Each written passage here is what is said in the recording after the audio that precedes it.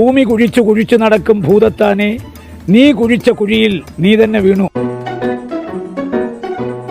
ഈ പൊല്ലാപ്പനൊക്കെ കാരണം നീ ഒറ്റ ഒരുത്തനാ. മാധവൻകുട്ടി, ആപത്തിപ്പെടുമ്പോ തള്ളി പറയുന്ന ഒരു നല്ല ഫ്രണ്ടിന്റെ ലക്ഷണമല്ല.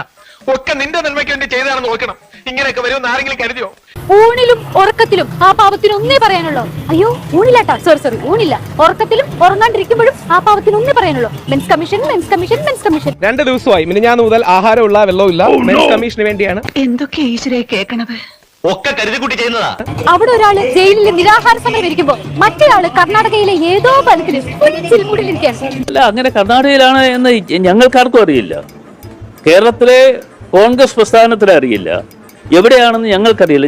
മതി, ഈ വാക്കും കൊണ്ട് കിട്ടിയാ മതി. അതെ, നിങ്ങൾക്ക് ആർക്കും ഒന്നും മനസ്സിലാവുണ്ടാവില്ല. മൊത്തത്തിലൊരു പുകയായിരിക്കും. നിങ്ങൾക്ക് ആർക്കൊന്നും മനസ്സിലായില്ലെങ്കിൽ എന്താ, രാഹുലേട്ടായി മനസ്സിലാക്കാൻ രാഹുൽ ഈശ്വറിന് പറ്റിയില്ലേ? അത് മതി. രാഹുൽ മാങ്കൂട്ടത്തിൽ വൃത്തിയോട് കാണിച്ചതിന് സപ്പോർട്ട് ചെയ്തതിനു വേണ്ടി രാഹുൽ ഈശ്വർ അവൻ ജയിലിൽ കിടക്കുക, പൂക്കൃത്തം കാണിച്ച് റോഡിൽ കൂടെ നടക്കുക. ഇതെവിടെ തോന്നു കയറി പണ്ടാറടങ്ങാനായിട്ട്. ഇവിടെ ജയില്, അവിടെ കാട്. ഇവിടെ നിരാഹാര സമരം, അവിടെ ട്രിപ്പ് ഫോട്ടോ. ഇവിടെ ആരോഗ്യനില മോശമാവുന്നു, അവിടെ ഹൈക്കോടതി അറസ്റ്റ് തടയുന്നു. പാവൻ രാഹുൽ ഈശ്വർ ഇങ്ങനൊരു വിധി സ്വപ്നത്തിൽ പോലും വിചാരിച്ചിട്ടാവില്ല. എനിക്ക് വിശക്കടൂ, 7 ദിവസമായി ആഹാരം കഴിച്ചിട്ട്.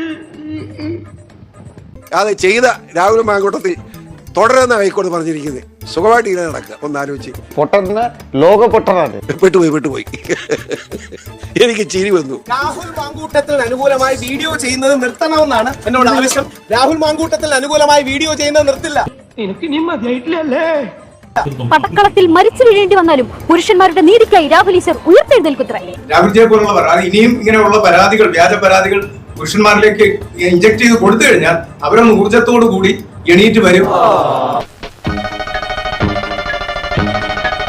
നിങ്ങൾ പെൺകുട്ടിക്ക് നേരെ ലൈംഗികാതിക്രമം നടത്തിയ പ്രതി ജയിലിൽ നിന്നിറങ്ങിയപ്പോ മാറിയിട്ട് സ്വീകരിച്ച മൂപ്പരാണ് രാഹുൽ ഈശ്വറിന് വേണ്ട ശക്തിയൊക്കെ കൊടുക്കുന്നത് ഇത്രേ.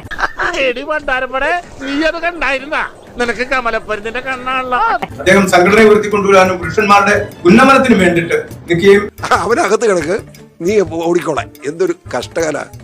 ചാനൽ ചർച്ചകളിൽ അതിശക്തമായിട്ട് കാര്യങ്ങൾ പറയുകയും, എന്നാൽ ഒരു എന്താ പറയാ, ഒരു കുറച്ചുകൂടി ശക്തി വേണമെന്ന് നമ്മൾ പലവട്ടം ഞങ്ങൾ ആഗ്രഹിച്ചു.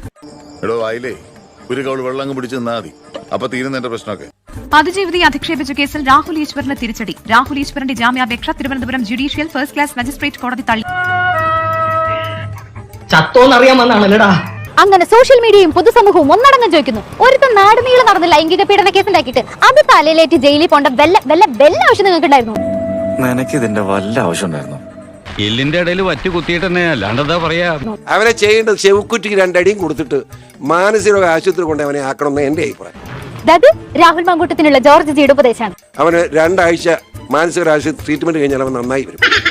നല്ല ചെറുക്കനാ, നശിച്ചു പോയി. ഇത് വെറും വേസ്റ്റ്. എന്തൊക്കെ പറഞ്ഞാലും രാഹുൽ മാങ്കൂട്ടത്തിൽ കോൺഗ്രസിന്റെ 18 Pro Max ആണ്. അതുകൊണ്ട് കൂടുതൽ ഡയലോഗ് ഒന്നും വേണ്ട. അതായത് 18 Pro Max ആണ് രാഹുൽ. 16 Pro ഇറങ്ങിയിട്ടേ ഉള്ളൂ. ഞങ്ങളുടെ 18 Pro Max ആണ് രാഹുൽ മാങ്കൂട്ടത്തിൽ എന്നുള്ള ഒരു അഭിമാനത്തിലാണ് ഞങ്ങൾ എല്ലാവരും ഉള്ളത്.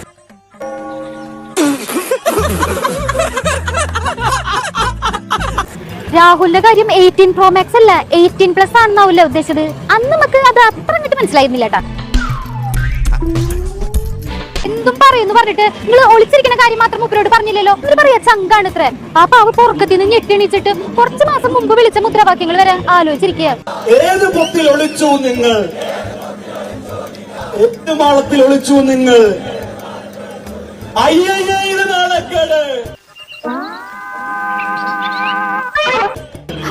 ഇതും കാലത്തിന് മുന്നേ സഞ്ചരിച്ച വരികൾ.